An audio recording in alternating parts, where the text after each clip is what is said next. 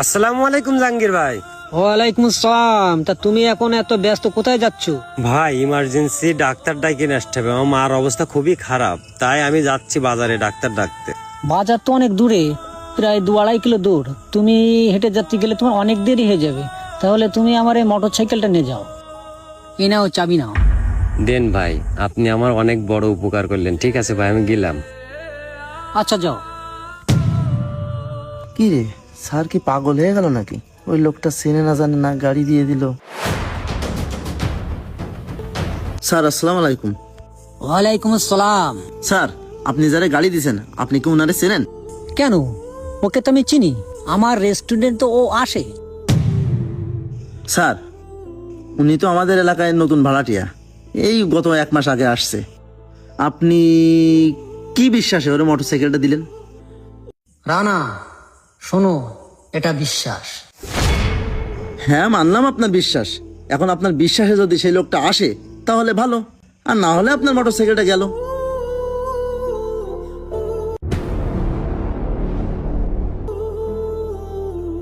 Sir, আমি আপনারে আগেই বলছিলাম, এখনকার যুগে কারোর বিশ্বাস করা ঠিক না।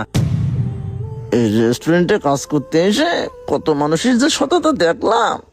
আসলে ওই লোকটা তো আসার দেরির কথা না।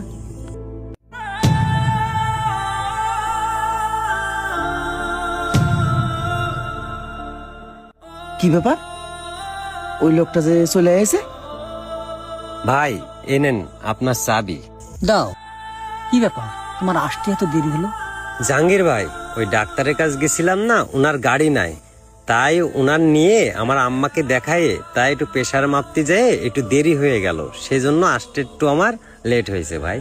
স্যারের কতবার বললাম এই গ্লাস লাগাইন না, এতে শুধু ময়লা হয়। আর আমি মুছতে মুছতে শেষ হয়ে গেলাম একদম।